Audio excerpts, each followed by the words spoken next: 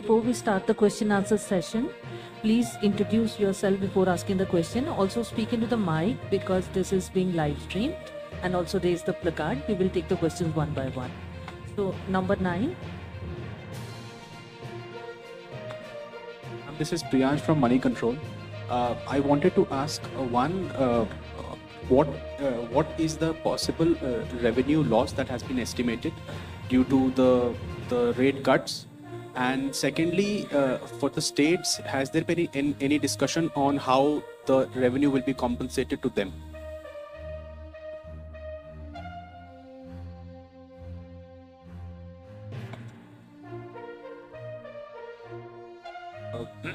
As Finance Minister explained, the objective of this proposal, which is the GST rate structure rationalization, accompanied with process reforms. So the first request I will have is to have the appreciation of the proposal in the manner in which it has been prepared, in order to not distract ourselves with issues which will be an outcome of this process, but the core principle of this exercise needs to be appreciated in totality. We have estimated a figure. We expect that the net fiscal implication, we would not call it as a revenue loss because that doesn't seem to be the correct terminology. But net revenue implication of this proposal is expected, we have estimated it to be around 48,000 crores. This is on the consumption base of 23-24 because that is where we had all the segregated data. What I would also request is to have to appreciate this exercise better.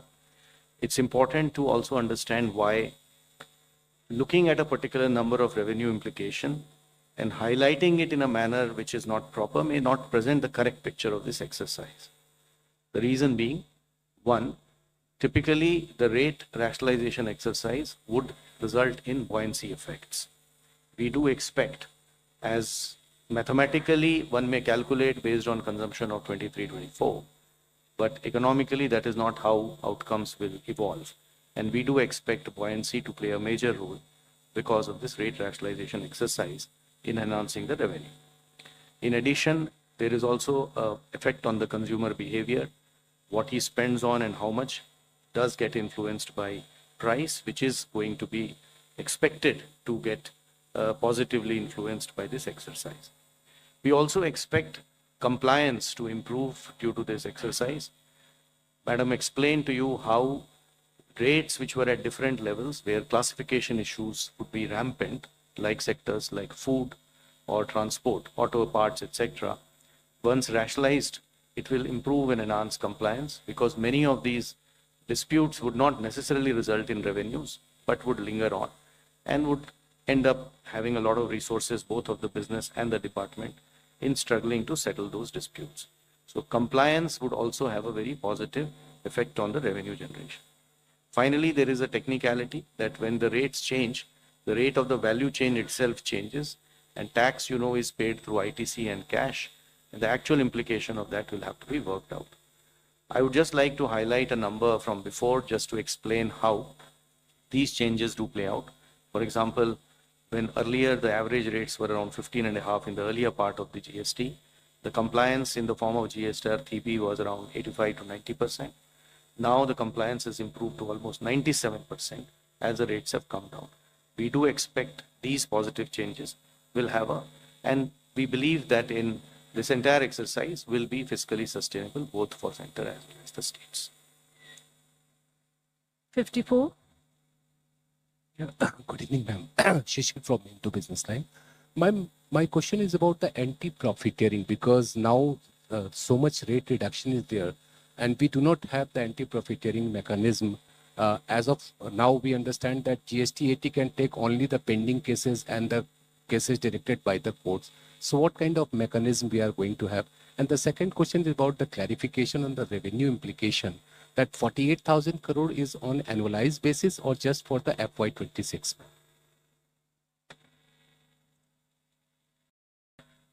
On the first question of anti-profiteering, just to give you a couple of statistics, that since inception, under the arrangement of anti-profiteering, which is no longer in place now, only around 704 cases were registered with the authority, and 60% of the cases were initiated within the first 3 to 4 years of implementation.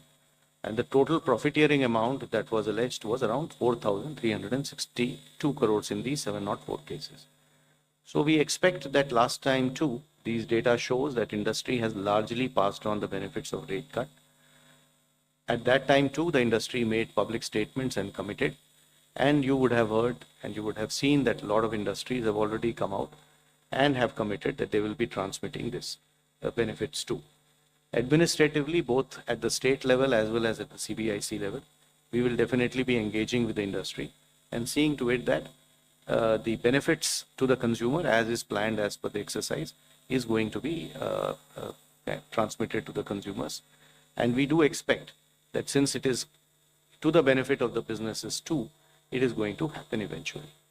On the issue of the revenue loss, I think the question, probably you didn't appreciate the point I made the last time. It is difficult to look at these issues mathematically.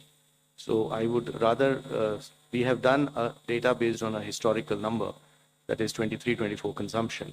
How will 26 happen will obviously depend on how consumption evolves. And we, as I said, are confident that this is going to be fiscally sustainable.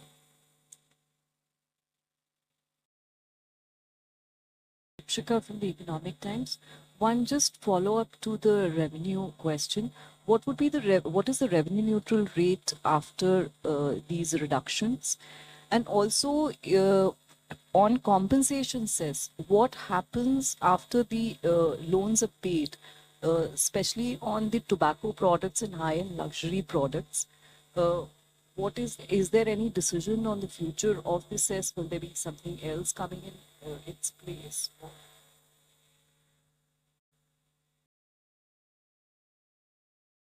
I'll have the Revenue Secretary tell you about the revenue neutral rates. But on the compensation cess, we've discussed it today very clearly.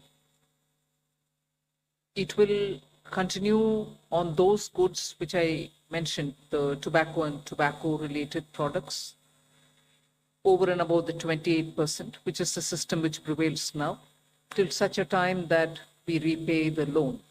And after that, there will not be a cess.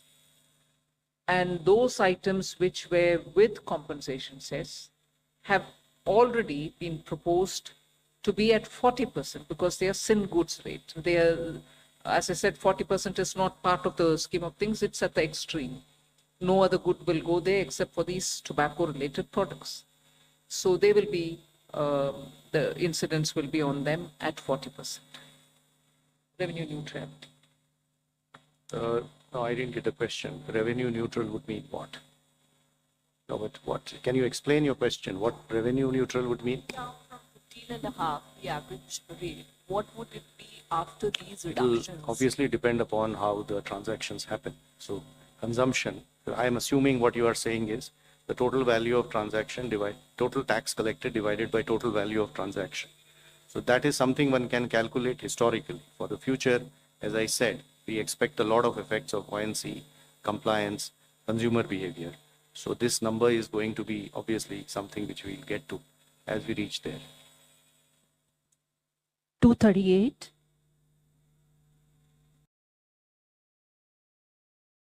Anshul Magazine from Indian Express. Just a clarification on the tobacco part, because I believe when GST was rolled out, Centre had the powers to levy NCCD on tobacco. So how will it get levied on, say, something like pan masala? If you could elaborate that. And secondly, was there any decision regarding electric vehicles? Because that was also one of the proposals submitted by the GOM.